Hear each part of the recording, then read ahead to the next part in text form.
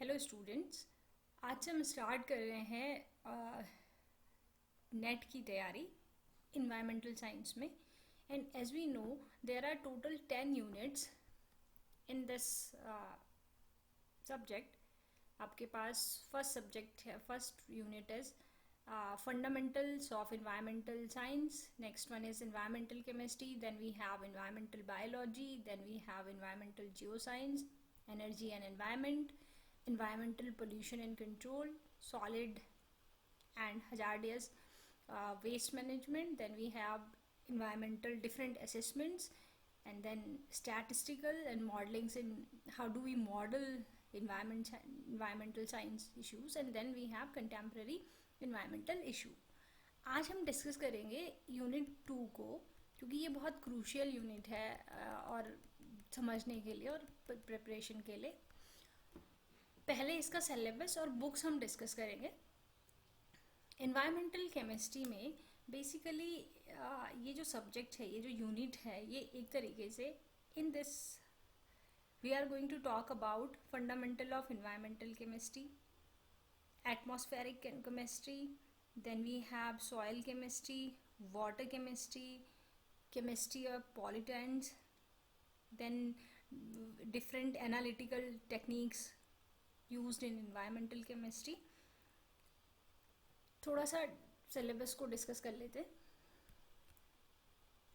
Fundamental of environmental chemistry के अंदर हमारे पास है classification of elements, various different type of energy sources, potential kinetics. You have to learn about chemical equilibrium, solution of gases, solubility of gases in water.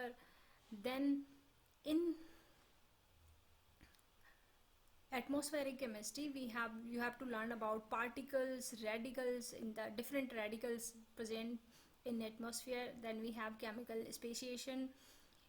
There are various process that happens in the formation of the inorganic and organic particulate matters. You have to learn about ozone and oxygen chemistry. You have to learn about photochemical smoke. Then you have water chemistry. In it you have to learn water as a universal solvent, concept of dissolved oxygen, BOD and COD, sedimentation, coagulation, filtration, pH and redox potential. Then you have to learn various inorganic and organic components of soil. There are many biogeochemical cycle exist around such. For example, very common are nitrogen cycle, carbon cycle, phosphorus cycle and sulfur cycle. Then you have to also learn about various toxic chemical presents in our system or in our environment. You have to learn about pesticides, their classification and how they are impacting environment. Then you have to learn about various type of heavy metals, for example cadmium, chromium, arsenic, ozone, pan, and then various carcinogens present in the air. Then you have to learn about various principles of analytical methods.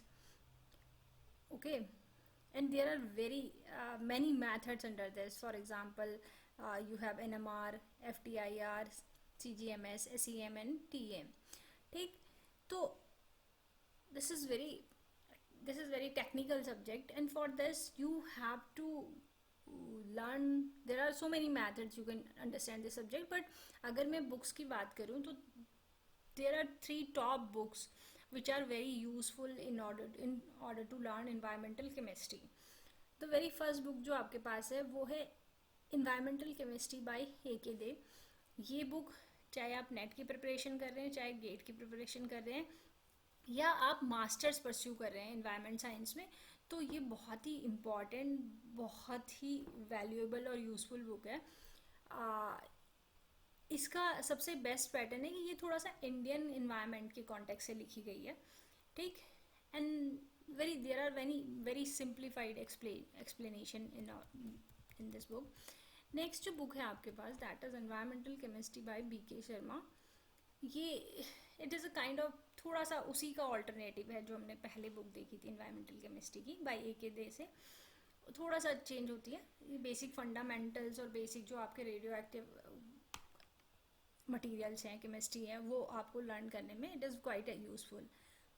अगर आप gate के लिए भी तैयारी कर रहे हैं environmental engineering में, तो then there is a third book that is termed as environmental chemistry and it is by Stanley M.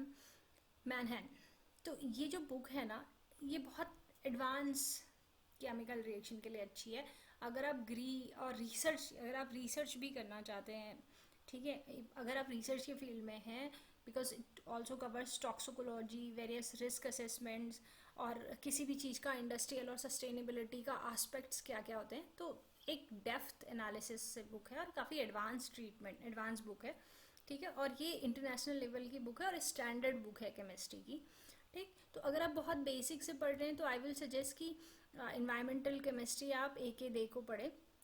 अगर आप कोशिश कर रहे हैं कि आपको गेट की भी तैयारी करनी है साथ में, तो you must have this book. इसके साथ साथ you have to just try to solve the previous years question paper. आप पुराने क्वेश्चन पेपर को सॉल्व कर सकते हैं ताकि आपको एक क्लैरिटी मिल सके कि किस टाइप का पैटर्न आ रहा है क्वेश्चंस का, कॉन्सेप्चुअल आ रहे हैं या कैसे क्वेश्चन आ रहे हैं। उसके लिए you have to solve the previous years exam question papers. This was all for today. हम कल से इनके टॉपिक वाइज इनको पढ़ना शुरू करेंगे, प्लस कोशिश करेंगे कि इसके जो टॉपिक्स हैं ना, इनको 1 बाय 1 हम जो कोर टॉपिक हैं, मैं बहुत थ्योरेटिकल नहीं पढ़ा रही हूँ, बट जो कोर टॉपिक हैं उनको हम डिस्कस कर सकें डिटेल में, और ताकि जिससे ज़्यादा से ज़्यादा प्रॉब्लम सॉल्व करने का हमारा स्किल डेवलप हो सके। Thank you.